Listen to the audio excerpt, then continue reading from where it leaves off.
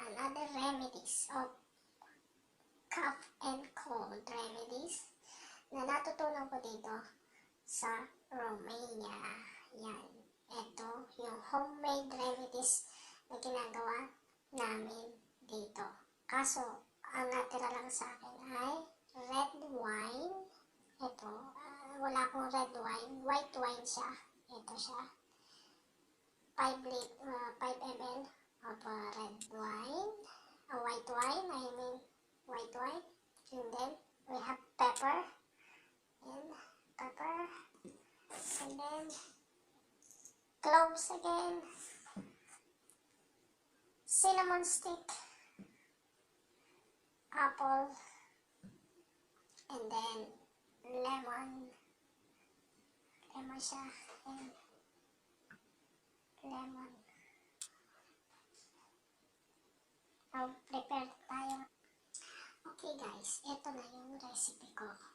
Na pagsamahin lang natin to. Ayan na. Okay. Lagay natin yung 5 ml na water. Ayan. Para even siya, 5 ml din na white wine. Ayan.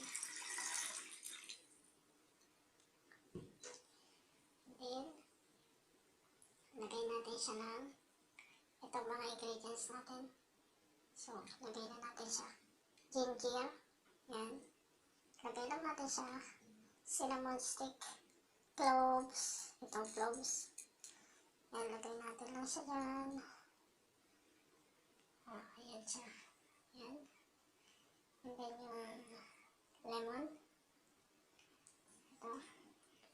Yan. Lemon. And then, i-boil natin siya for 30 minutes. Lagyan din natin ng apple. Although, we don't put apple, pero lagyan natin siya ng apple. Ito yung iniinom ko namin kapag ganitong winter, lalo na kapag Makati lalamunan, inuubo, parang kang lalagnatin na hindi. Ito yung ginagawa namin.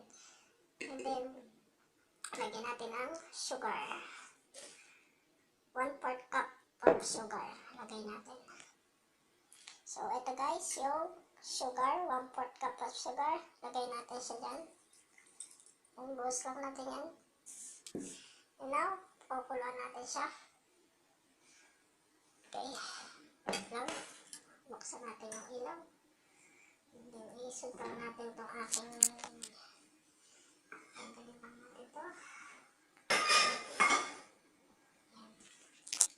pakulo tayo ng ating cough and cold remedy. Yan. Ayan. Okay na siya. Susuko lang natin yan. Yan. Pakuluan lang natin siya ng 30 minutes. Yan. Wait natin siya for 30 minutes na kumulo. And then, ready to drink na siya. Yan, wait natin siyang magkulo na 30 minutes. Ayan, wait natin. Guys, wait natin siya. Malapit na siya. Ina-low heat lang siya. Low heat.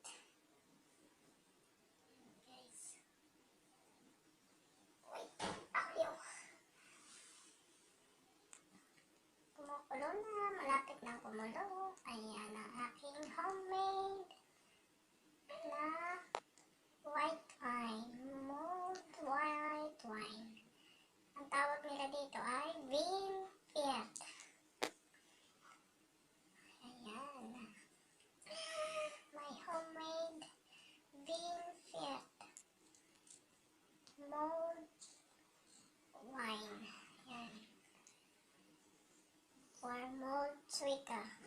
But I don't use Twika. I use white wine.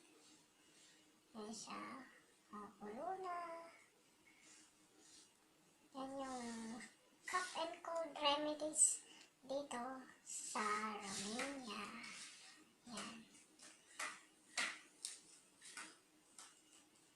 Ganito yung iniinom namin kapag winter. Lalo na kapag may sipon, may ubo, makati ang lalamunan. Ito lang ang ginagawa namin. Papakulo ng red wine or white wine. Tapos lagyan namin ng cinnamon, cloves, pepper. Yan, optional lang yung ginawa ko na may lemon, na may apple. Optional lang yan. Pero yung talagang ginagawa namin remedies namin. Yan. Talagang ano lang siya, wala siyang lemon, wala siyang apple, ano lang, cinnamon, cloves, pepper, and sugar. Yun lang ang nakalagay sa white wine. And then pure white wine ang ginagawa namin. Pero itong ginawa ko ay yung optional. Yan. Para hindi masyadong sa mga bata din.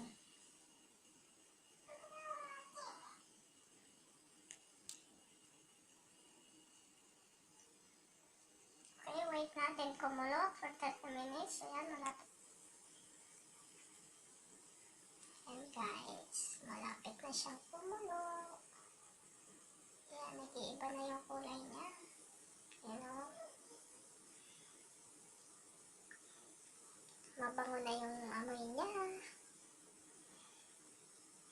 Kaya maamoy niya yung mix ng wine at saka ng cinnamon, ng cloves, and then pepper, garlic, ginger. Usually we don't use ginger or luya.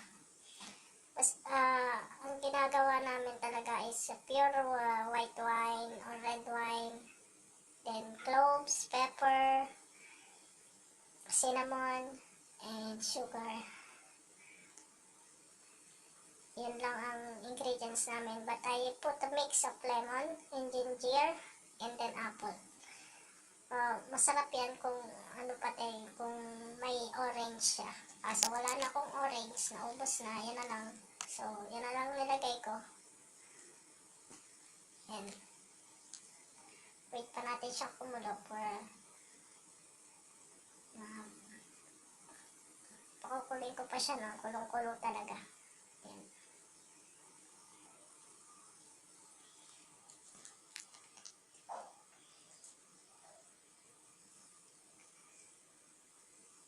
Ito, kapag ininom nyo yan, lalo, ito, yung boses ko iba kasi, medyo, meron akong, cough and colds and also, allergy. So, ito yung ginagawa ko usually. Yan, iniinom ko yan.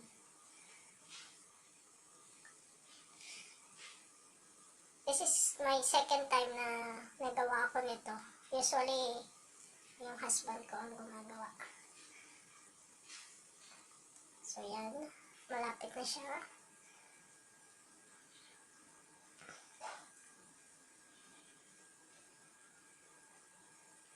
So, yan lang natin siyang kumulo para mag-evaporate yung, yung acid niya. Yung ng wine.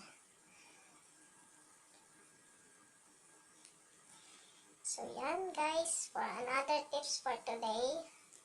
And hope you learned something about my videos, my everyday vlog.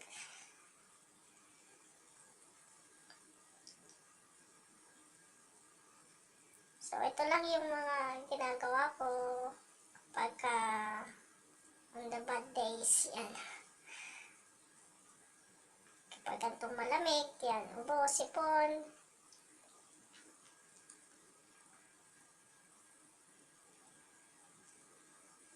So, yan lang yung natin, yung remedies natin. Although, ang ginawa ko the other day, yung tips ng ginger with cinnamon and cloves lang. Yung first, ko tips. So, medyo nagbago na yun. Lumuwag na yung ano ko, yung hindi na masyadong makati yung lalamunan ko. Today, medyo maluwag na yung sa lalamunan, yung sa ano, yung mga mucus, yan, natatanggal. Iba na yung pakiramdam ko ngayon. So, ito, gumawa ulit ako ng bago. Ito naman siya, para pagpawisan naman ako, yung talagang mawala na yung talagang ano, yung para hindi na lagnatin pa or diba? Yan ang ating ano, pagsuporta sa mga virus na ano natin sa labas ng ating kapaligiran. Yan. Paiba-iba ang panahon. Yan. So, kailangan din natin gumawa ng remedies at home na hindi naman kaagad-agad tayo bibili ng mga gamot na talagang magbabayad ka or ano. Subukan natin yung mga remedies na makikita natin sa loob lang ng ating mga kusina. So, yan. Ito yung mga nandito remedies sa aking kusina. Yan. Hope you enjoy watching my videos, my tips today. Yan. Hope na magawa nyo rin. Yan, kita nyo yung cinnamon stick. Yan. Talagang effective naman siya. Hindi ko naman siya pakikita or gagawin kung hindi naman effective. Ay super effective naman at although kahit naman hindi ka sinisipon o inuubo, pwede naman natin siyang inumin sa taglamig na panahon at napakagaling naman. So guys, yan. Hope you enjoy watching my videos. Yan. So yan guys, taste test time. Yan, mag-taste test time tayo ngayon. Mag-taste test time tayo. Yan. So, ito yan. Kumulo na. Kulo-kulo na siya. So, yan. Lagay na natin siya dito sa aking mug. Yan. Talagang hot-hot na siya. Super hot. Yan talaga masarap eh. Kasi pag dito sa ano, pag lumabas ka sa pamamasyal ka sa gabi, marami ka makikita nag-ano nito, nagtitinda nito. Yan. Yung cinnamon. Yan. So, yan, lagay natin yan. Ganun lang yan. Masarap yung inumin kasi kapag ka mainit pa. Yan, talagang effective siya. Masarap tong inumin kaya ginawa ko to hapon.